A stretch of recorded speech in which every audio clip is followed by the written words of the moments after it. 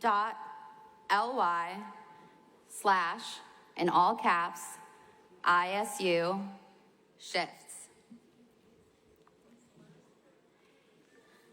Put your phone up when you got it. Okay, we got it. So it's bit.ly/ ISU in all caps and shifts. Y'all got it? Yeah, shifts. Oh, bit.ly/ ISU SHIFTS. Okay, cool. So, on there, you're gonna see up top is on-campus opportunities to get involved. And underneath it, you're going to see some off-campus opportunities as well. One of the best ways to join the campaign is through canvassing and phone banking, which both involve talking to voters about Bernie's plan to transform this country. So those are some things that you'll see in those. And then underneath it, you'll see we have a debate coming up this Thursday. And we have not one, but we have 2 debate watch parties happening right here. We're gonna have one on campus and one off campus. Last thing, in a few weeks, thousands of Bernie supporters across the country are hosting house parties where they will share campaign strategy and plan to win with their community. You can sign up to host a party and join them in leading our movement. So, go through the form and mark every event you're interested in, and then click submit. We will be following back up with you, so don't worry. And when you're done, close up your phone, and we'll get started.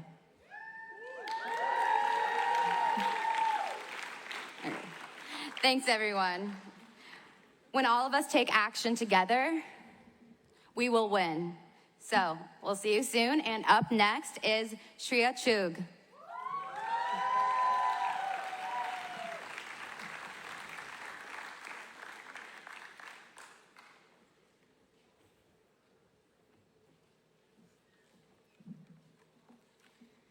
Hi, I'm Shreya Chheda, and I'm a senior at Ames High School. My family moved from India to America in 2000, 2 years before I was born. Now, while I have been an American citizen for my entire life, my family did not become citizens until 2015, 15 years after they moved to this country. Growing up, I don't know how aware I was of the fact that I was the only American citizen in my family. All I knew is that while everyone else's parents could vote and engage in politics, mine never could. But looking from the outside, I think that my family pretty perfectly embodies the American dream for immigrants. My parents moved to New York with very little money, as my dad studied to redo his residency so that he could become a doctor in America. I've heard stories of their difficult experiences living in New York, but we have lived a relatively comfortable life here in Ames for as long as I can remember. Now, this is not to say that my life as a person of color in a very white place hasn't had its own challenges. One of my most jarring experiences was after the 2016 election when I was helping at a cheer camp for little kids. A first grader came up to me and said, "You can't touch me because you're not white." At that point, I could not believe what I was hearing, and I couldn't even get myself to do anything about it. After it happened, though, I made a commitment to learn as much as I could about the issue and where it was coming from. I'm also incredibly aware that I come from a model minority and don't face nearly the amount of obstacles as people from other backgrounds face. The American dream that my family had is supposed to apply to any person who wants to work hard. In reality, hard work is far from the only thing you need to succeed. The color of your skin, your gender, where you come from, who you love, the school you went to growing up, and so much more need to be a certain way to even live a comfortable life. And as I learned more about the history and current status of our country, I realized that the American dream is only getting harder and harder to achieve. I started to look for answers to all the barriers people in our country face, and had little success until my sister brought me to a Bernie rally, much like this one, almost 4 years ago. I heard Senator Sanders connect all those dots and boil all the problems down to the same root cause: uncontrolled capitalism. After that rally, I became interested in learning as much as I could about those ideas and realized how true and impactful they are to each individual in this country. I also took it upon myself to reach out to others to reach the same realization that my sister and Bernie helped me reach. It doesn't matter how old you are, where you come from, or whether you like politics or not. The fact is that greedy corporations are negatively impacting the quality of life for all Americans, and it is our moral duty to join the political revolution and fix this broken system.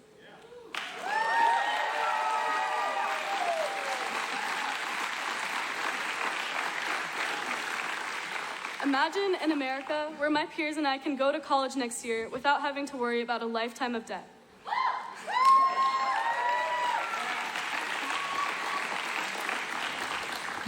Imagine an America where we can go to the hospital when we're sick and not have to worry about a stack of medical bills.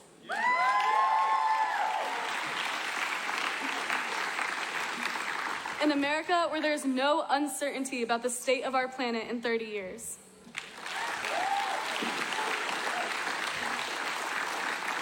This isn't just a dream. This and much more can become a reality if we all step up and take back our democracy. The billionaire class has run things for far too long. It's time we take back our power. It's time we cancel greed, cancel racism, cancel poverty, and evict Trump from the White House and elect Senator Bernie Sanders as our next president.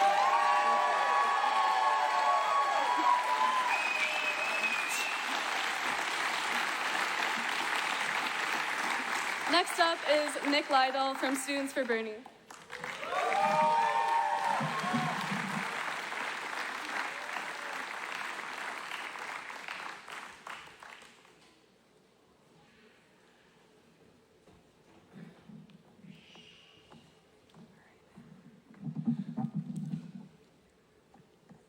There we go. Good afternoon. I'm Nikolai Doll. I'm a history student here at Iowa State, and I'm a part of Students for Bernie here at Iowa State. And I've come to introduce a man who will fundamentally change the way in which we interact with politics in the United States, Senator Bernie Sanders.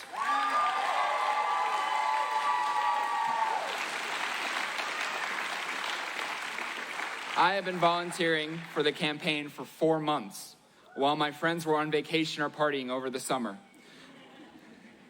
Because I believe in a fight for real change, and I believe the working class is angry, with good reason. We have been lied to, paid meagerly, and had our politics become a quagmire of inaction and laziness. This is why we must all unite around the movement which Bernie is building here and fight back against interests that have been ingrained in American politics for decades, creating an uneven oligarchy and threatening our democracy.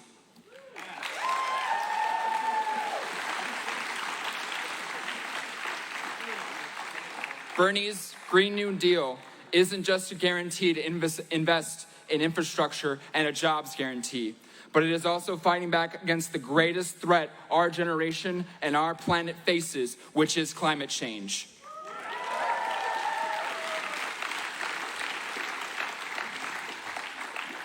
Our democracy is under siege by the fossil fuel industry, which pumps hundreds of millions of dollars into the campaign coffers of politicians to ruin our planet and our future. The days, however, of corporate executives maintaining an oligarchy within our system of government are over. It is time to fight for real democracy, and we need everyone in this building, and indeed in this country, to do it.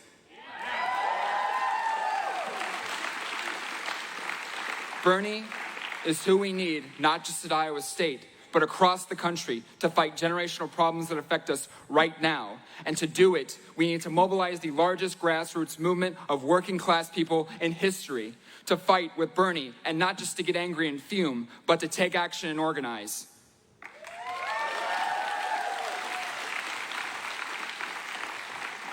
We are tired of being let down by self-serving politicians, tired of corporate candidates and the lies they tell. We are going to do something they don't want us to do. We're going to give a damn and show up and take back our democracy. We are going to elect the next president of the United States, Senator Bernie Sanders. Thank you, and here he is.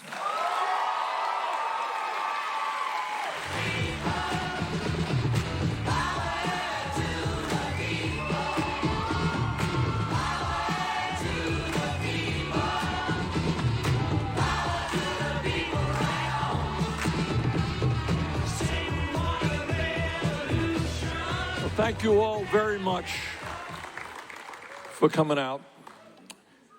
And let me thank Mississippi Jake for his music,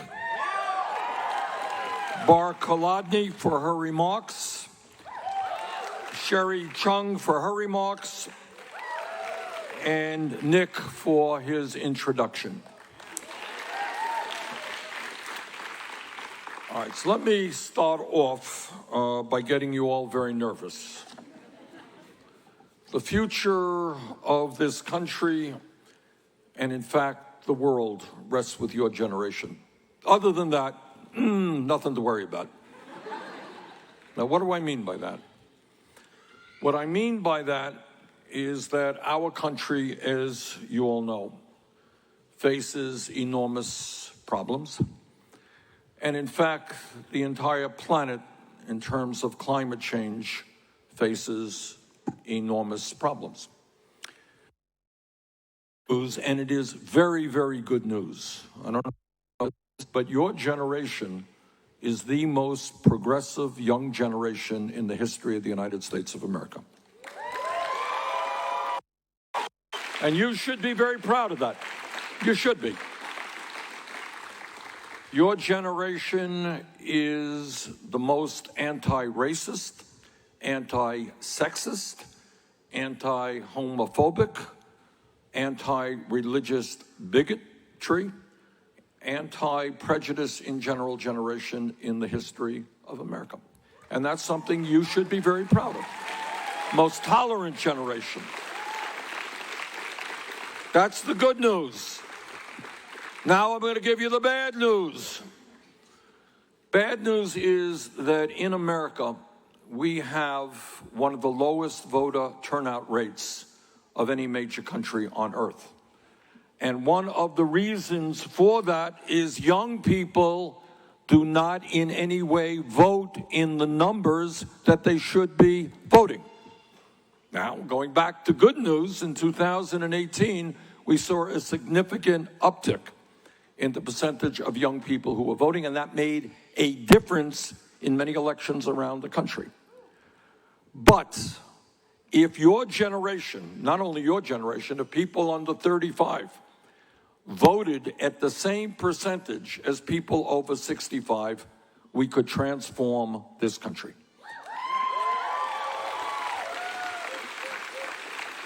All of you know, and I don't mean to be overly rhetorical here, but all of you know that people have fought and died over the years to maintain our democracy, to make sure that ordinary people can control their destinies.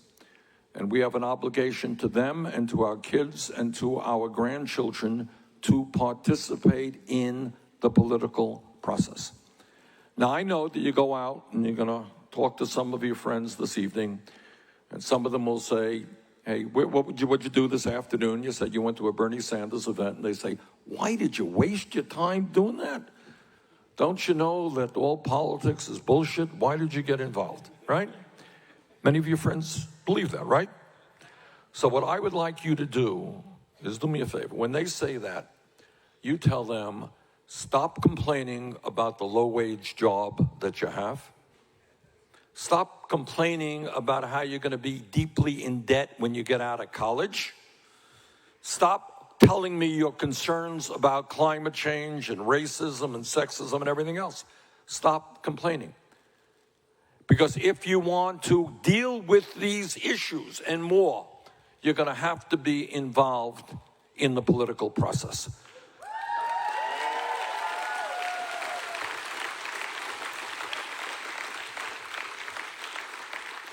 So this is a pivotal moment in American history, and I'm here to ask for your support in winning the Iowa caucus. I'm asking your support to help me win the Democratic nomination. And I am asking your support to defeat the most dangerous president in the history of this country, Donald Trump.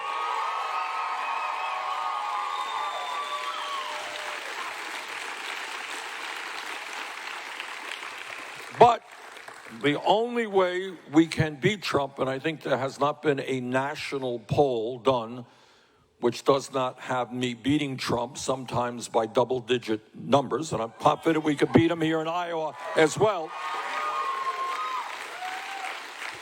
But the only way we can be guaranteed of a victory, especially, by the way, at a time when Trump and his friends are heavily involved in voter suppression. You know what that's about? That all over this country, they're trying to make it harder for people of color. They're trying to make it harder for young people to participate in the political process. So our job is to defy them and to make sure that in the next election we have the largest voter turnout by far of young people and of everybody in American history. When that happens, we win.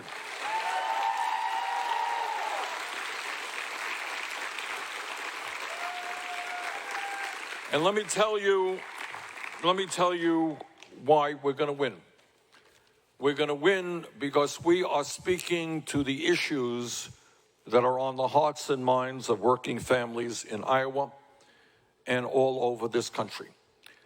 People in Iowa, people in Vermont, and people all over America are sick and tired of the obscene level of income and wealth inequality which exists in this country.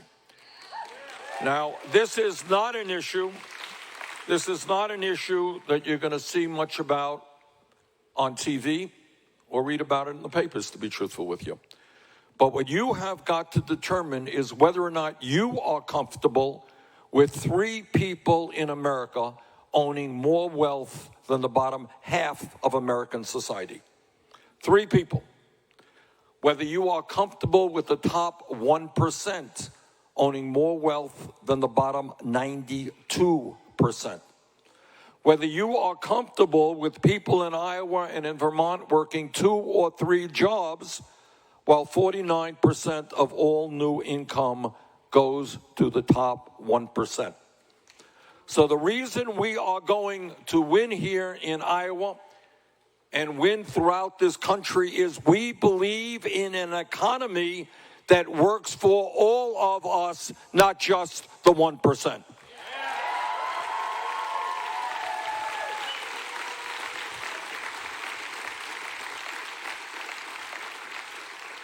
Now, 4 years ago, when I came to Iowa, and I want to thank all of the people of Iowa, they did something really important. Not only show a lot of support to me, we ended up dividing the delegates. We came from way, way behind to about break even.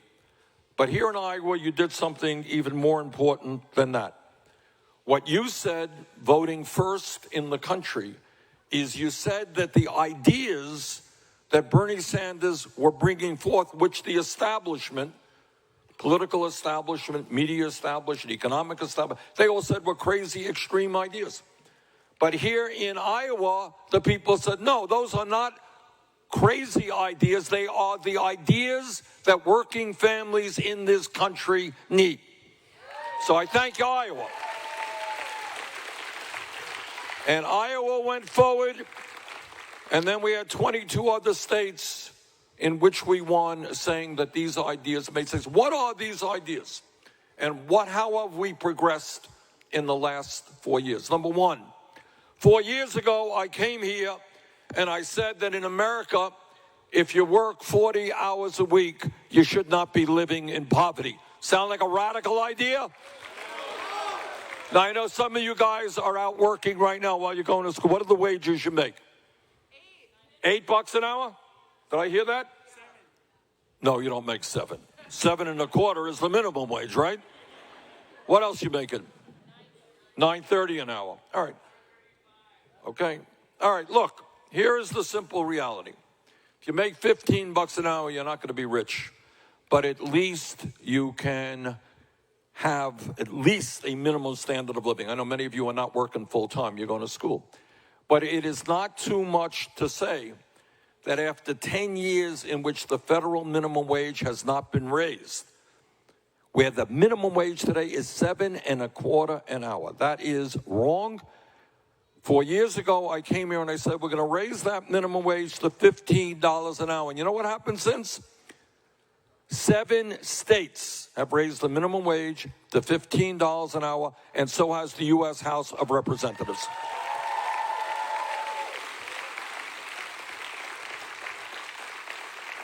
And if we can get Mitch McConnell in the Senate to bring my legislation up and pass it, which I think we can, and whether or not we can get Trump to sign it, I don't know.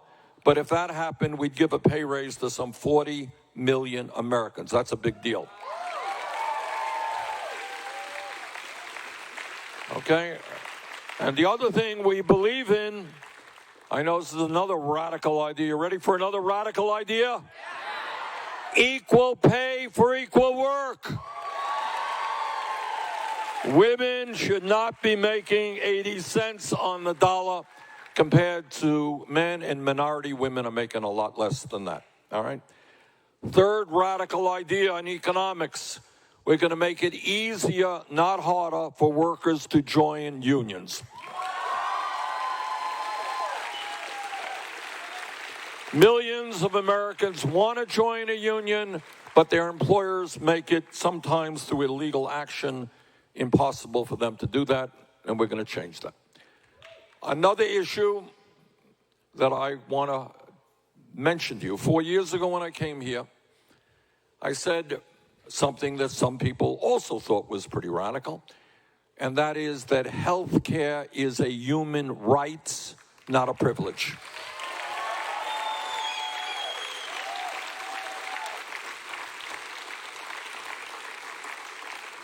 So let me ask all of you bright young people a question.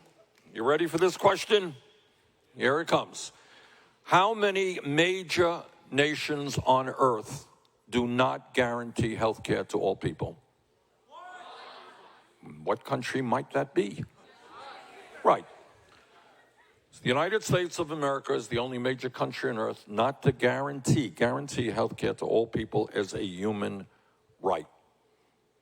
I live 50 miles away from the Canadian border. I live in Burlington, Vermont. I'd love all of you to come on up and visit us someday. It gets a little cold up there, but it gets cold here too, I know. All right, now if you go to Canada and you have major surgery and you end up in the hospital for 3 or 4 weeks, what's your bill when you come out of the hospital? Anybody know? Zero.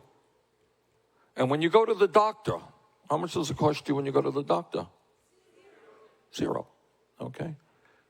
Now, we are living in a country in which, and I want you all to appreciate this, we are spending twice as much per person on health care as do the people of any other country. You got that?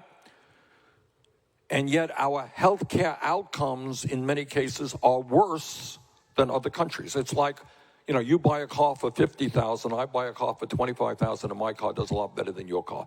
Doesn't make a whole lot of sense. So here's where we are. We have today 87 million people who are uninsured and underinsured. Underinsured means that you have high deductibles and copayments, and you hesitate to go to the doctor's office even when you're sick. The result of that is that in America, 30,000 people a year die because they don't go to the doctor. Next time you go to the doctor, ask the doctor if he or she has treated somebody who came into the office too late and ended up dying because they didn't get into his or her office when they should have.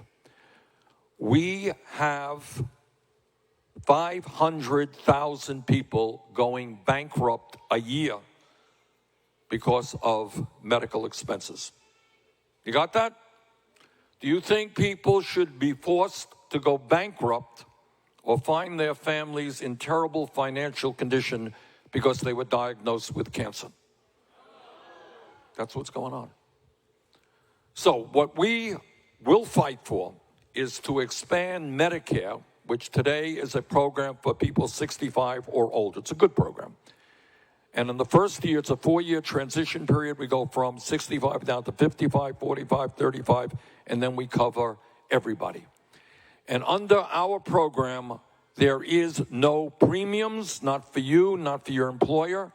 There are no deductibles, no out-of-pocket expenses, no co-payments. It is paid for, as is the case in every other major country, out of the general tax base. We do it in a progressive way, which means that the vast majority of people in this country will be paying less for health care than they are paying now, and they're going to have comprehensive health care.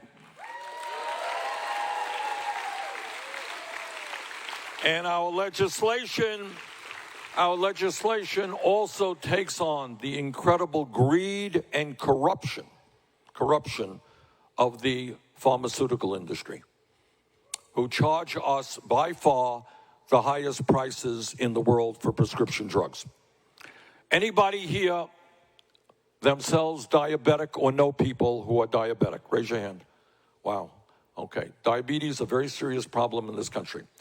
Last month, I took a trip to Windsor, Ontario from Detroit, Michigan. We bought, with the people who were with me, insulin, which is, the lifeblood for people with diabetes. We bought insulin. Anyone know the differential in prices between Canada and the United States with regard to insulin? Anyone know? It's 1/10 the price. Why is that? Why are you able to buy exactly the same product, same company, in Canada for 10% of the price that is paid here in the United States? Anyone know? Greed. Well, it is greed, but it's more than greed. It is the fact that over the last many years, last couple of decades, the pharmaceutical industry has spent billions of dollars on campaign contributions and lobbying to create a situation where they can raise their prices to any level they want at any time they want. There is no regulation on that. We are the only country in the world that allows that to happen. So we are going to take on the pharmaceutical industry. We're going to lower prescription drug costs in this country. And in fact, under Medicare for All, nobody in America will pay more than $200 a year for the prescription drugs they need.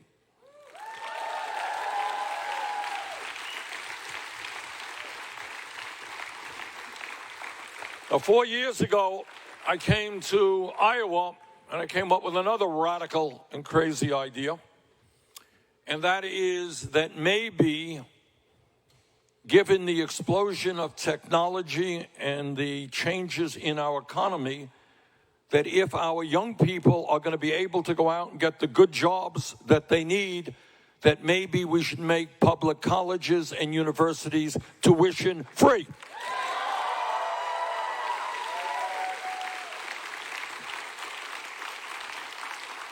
And I was told that that was a very radical and extreme idea 4 years ago. Well, you know what's been happening over the last 4 years? That is exactly the direction that has been taking place in California, in New York State, in Oregon, in Chicago, Illinois, in Detroit, Michigan, and in other communities around this country. There is not a question in my mind about whether in the near future all public colleges and universities will be tuition free. That's going to happen. The only question is whether you are prepared to stand up and fight to make that day sooner rather than later.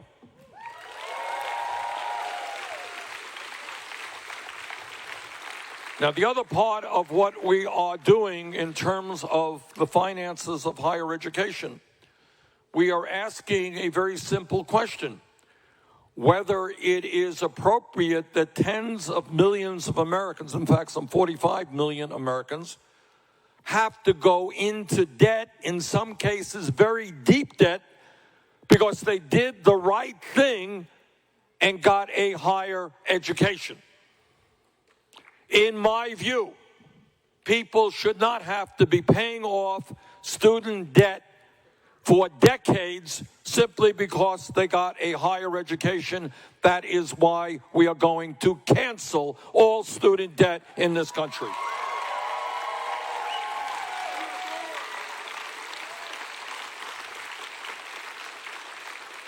We are also going to significantly increase Pell Grants in this country.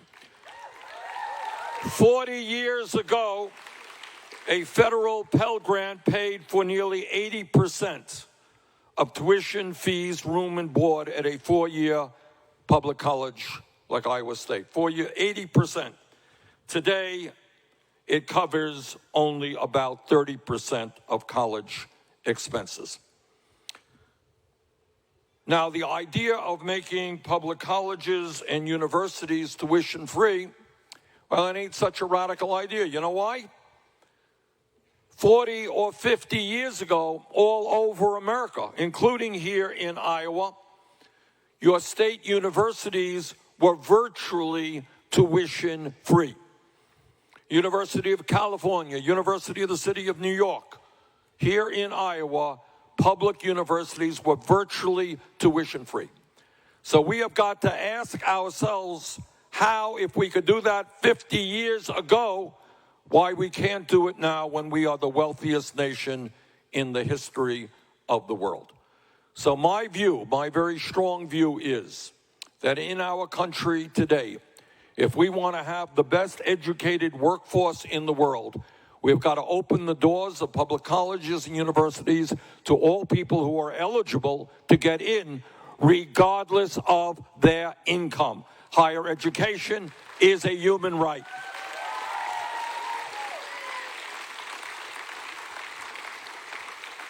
And the other point that we should make, again, this is not a radical idea. How much does university cost in Germany? Anybody know? That's right. How much does it cost in Ireland?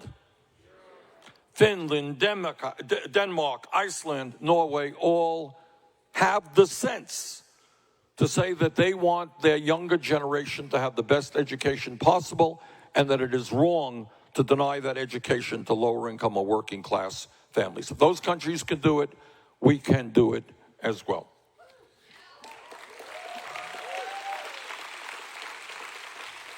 Let me touch on an issue also of enormous consequence. We have a president who believes that climate change is a hoax. Well, in my view, Donald Trump is a hoax.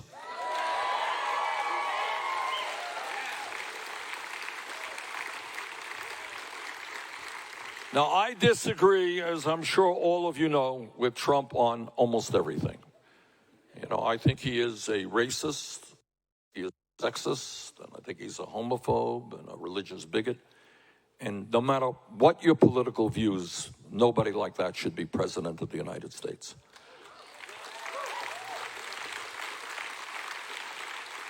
And he's a dangerous guy. I mean, I don't know if some of you even saw. I mean, this is how much of a pathological liar he is. Did you all see his famous black Sharpie?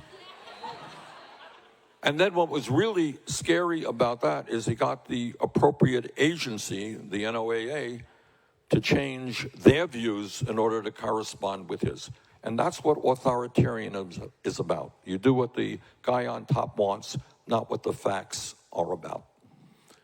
So here's where we are with climate change. Donald Trump thinks it is a hoax, but every leading scientist in the world who has studied the issue has a very different opinion. And what they say is that climate change is real. Climate change is caused by human activity. Climate change is already doing devastating damage in our country and around the world. And what is most scary about what the scientists are telling us, and this is a big deal, what they are telling us is we have fewer than 12 years to transform our energy system away from fossil fuel to energy efficiency and sustainable energy, or else there will be irreparable damage done to our planet. That means damage that cannot be repaired. So we have a moral responsibility. This is, I don't know why I use the word huge. This is super huge.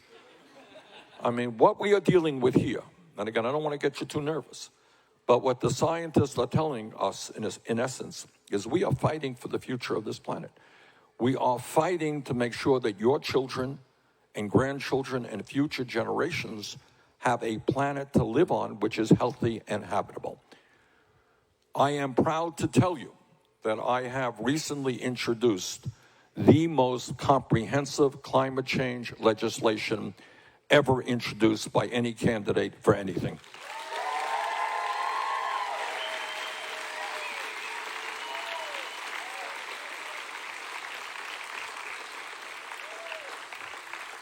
And the reason that I have done that is that what the scientists have told us, if we do not act, what we will be seeing is more extreme weather disturbances. You saw what happened in the Bahamas. I mean, it's unbelievable. You saw what happened several years ago in Puerto Rico. You're going to see more of that, of communities literally devastated by extreme weather disturbances, because as the water warms up, the downpours will become more intense. You're talking about more drought. You're talking about more flooding. You're talking about more acidification of the ocean.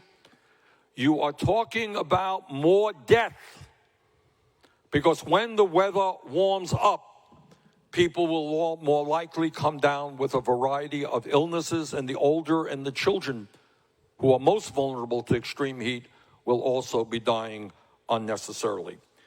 You are talking about the mass migration of people who can no longer live on a land where there is no water or no arable land in which they can grow their crops. And the World Bank has told us that the effects of climate change could result in more than 140 million people in Latin America, South Asia, and Sub-Saharan Africa being forced to migrate. In 2018 alone, some 840,000 people in Guatemala, a very poor country to begin with, experienced extreme food shortages because of drought-related crop failures. According to a recent report, 500 million people throughout the world already live in places that are turning into a desert, where the soil is being lost up to 100 times faster than it is forming. If we do nothing and do not respond aggressively, the CIA and other intelligence agencies have warned that the effects of heat waves, droughts, and floods substantially increase the risks of war. Why is that? Because people will migrate. Groups of people will come into other people's territory, and there will be armed conflict. So, we have a monumental global crisis. We have a president who denies that reality. And what makes this issue even harder is that it is not just an American issue. So I could sit here and tell you that in the United States we got to do A, B, C, and D, and if we did it all tomorrow, it ain't good enough, because this is a global issue. We cannot do it alone. So what we need is a president, and I hope that president is Bernie Sanders.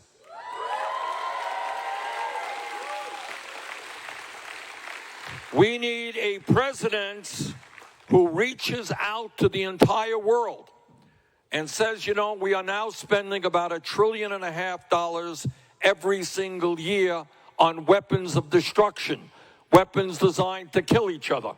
Well, maybe we should use that money to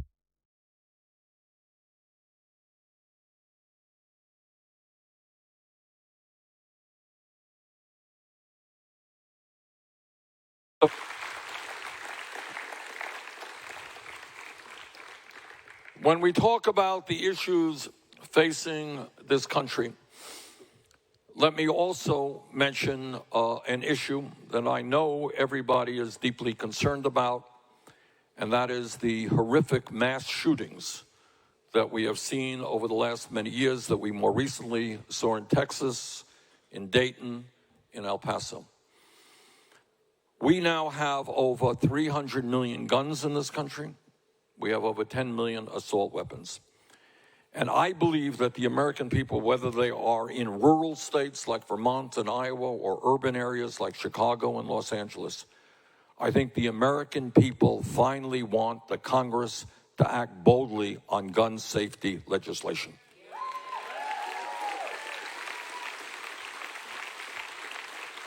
It's not a radical idea. The American people, like over 90%, want us to expand background checks. I'm talking about gun owners and non-gun owners. Expand background checks so that people who have histories of violence should not be owning those weapons. They want us to end the so-called gun show loophole. They want to end the ability of people to legally buy guns at a gun show and avoid the background check. And more Americans understand that assault weapons are weapons, military-style weapons designed to kill people rather rapidly. And I believe, and I think most Americans now believe, that we have to ban the sale and distribution of assault weapons in this country.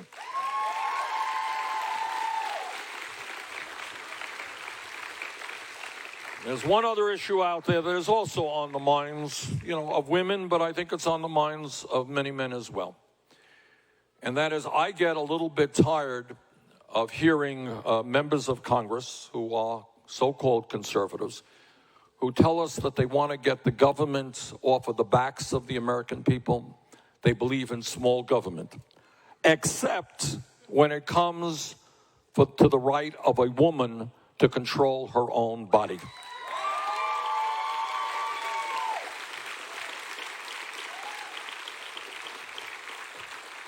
So I say to my conservative colleagues, if you believe in small government, if you believe in getting the government off of the backs of the American people, let the women of this country make the decisions regarding their body, not federal government, state government, or local government.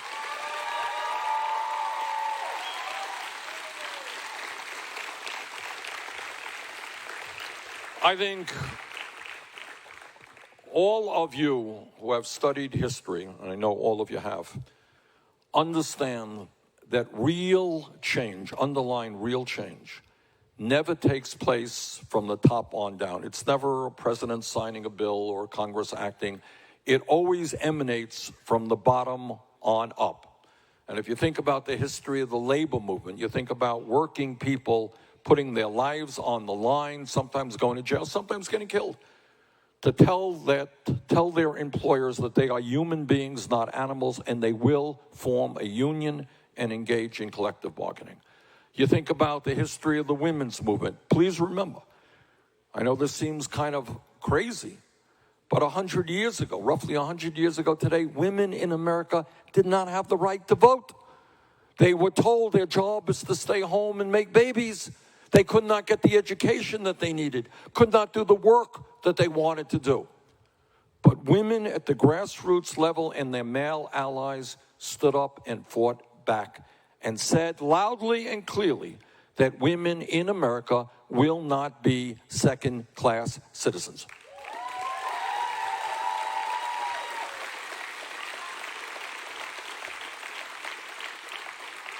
And 60 years ago, and I'm not just talking about Martin Luther King Jr., one of the great leaders in the history of our country, but all over the African-American community and their white allies, people stood up and said, you know what? We are going to combat racism and segregation in America. And the result of that is that African Americans and people had the right to vote. I mean, this seems so common sense, so obvious right now, but it wasn't the case 60 years ago. That all people in America should have the right to vote regardless of the color of their skin. Not a radical proposition. And it's the same thing with the gay movement. You know, I can remember 20 or 30 years ago in my own state, which is a leader. Vermont has been a leader in the issue of gay rights. I can remember marching in parades where people were just screaming wildly in opposition to gay marriage and the rights of gay people. But gay people stood up and they fought back and they dealt with all of the humiliation and pain that they had to deal with. And today, gay marriage is legal in every state in this country.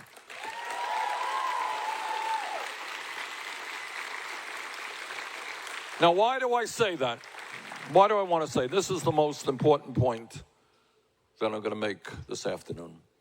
Nelson Mandela said something that was short but incredibly profound.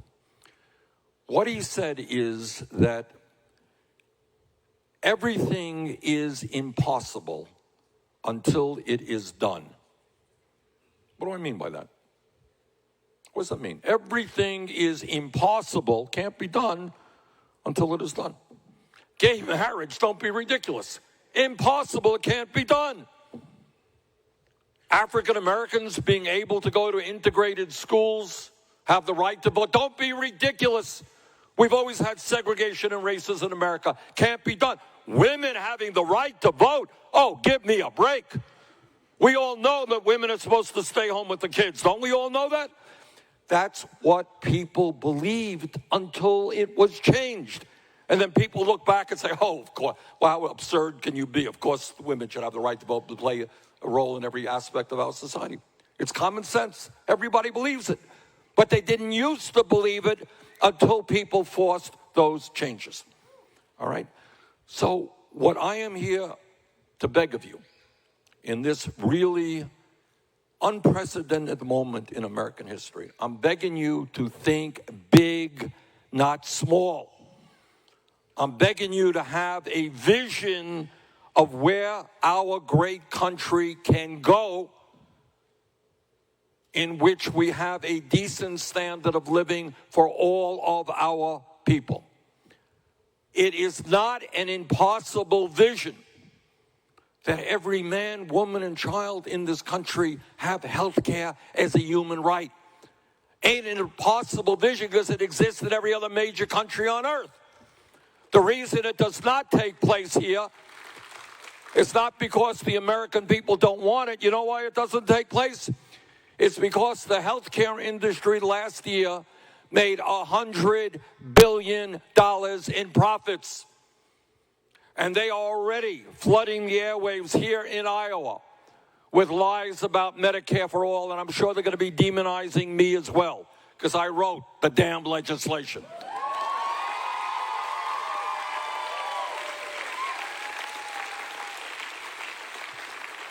So this is not an issue about health care policy.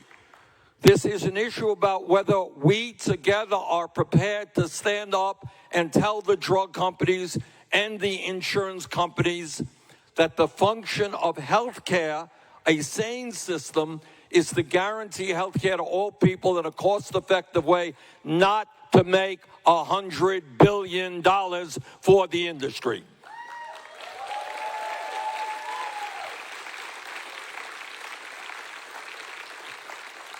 Public colleges and universities tuition free. Again, as I said a moment ago, ain't a radical idea. It's going to happen. The American people want it to happen. Your job is to work with me to make it happen sooner rather than later. Canceling student debt. Oh my goodness, Bernie, what are you talking about now? That's so expensive. If you make public colleges and universities tuition-free and you cancel all student debt in America, it is an expensive proposition which would cost $2.2 trillion over a 10-year period. But we are going to pay for that by imposing a modest tax on Wall Street speculation.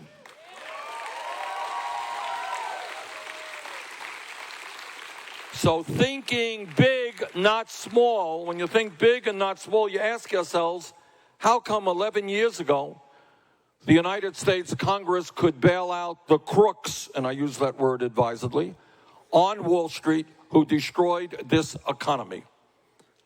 We could bail them out to the tune of trillions of dollars in direct loans and zero interest loans from the Federal Reserve. How come we could do that? How come we can give over $1 trillion in tax breaks to the 1% and large profitable corporations, such that Amazon today, anybody know what Amazon pays in federal taxes? You got it. They made $10 billion in profit last year. They pay zero in federal income taxes. So we could do all of that for the wealthy and the powerful. If you could do that, yeah, maybe we stand up for the working class of this country and we cancel all student debt in America.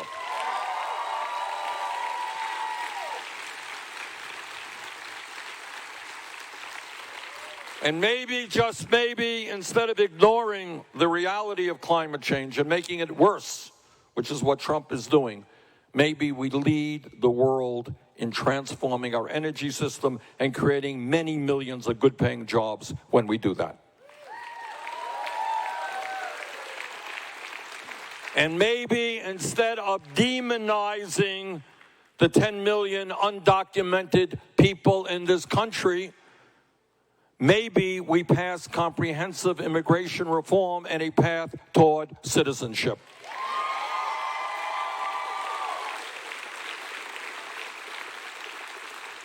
And maybe instead of having more people in jail, and I want you to think about this, we have more people in jail, over 2 million Americans, disproportionately African American, Latino, and Native Americans. We have more people in jail than China, a communist authoritarian country 4 times our size. Maybe, just maybe, we need to invest in education and jobs for our young people rather than more jails and incarceration.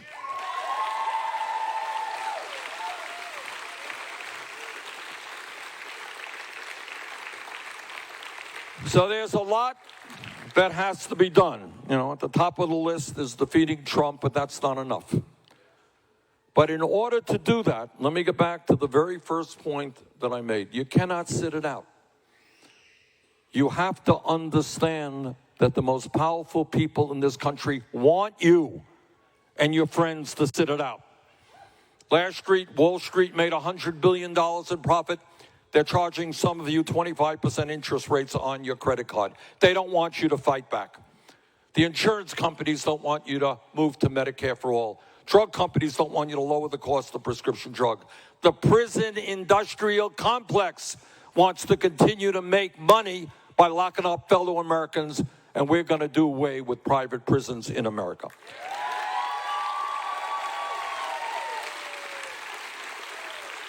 But here's the deal on all of that stuff.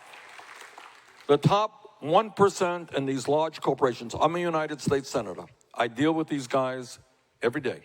I see their lobbyists. They spend billions and billions of dollars over decades on lobbying and campaign contributions. They have enormous power.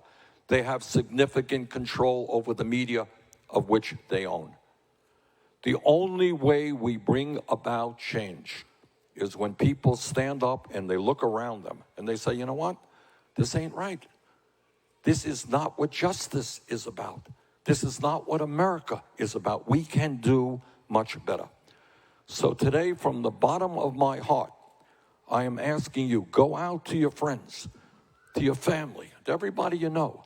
Tell them that this is a perilous moment in American history, and they have got to be involved in the political process. Now, at the end of the day, the 1%, trust me, have enormous wealth, unlimited amounts of money, literally. They have enormous power. But at the end of the day, the 1% is 1%.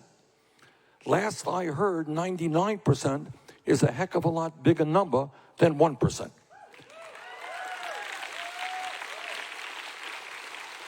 So what our job is now is not to let Trump divide us up by the color of our skin or where we were born or our sexual orientation or anything like that.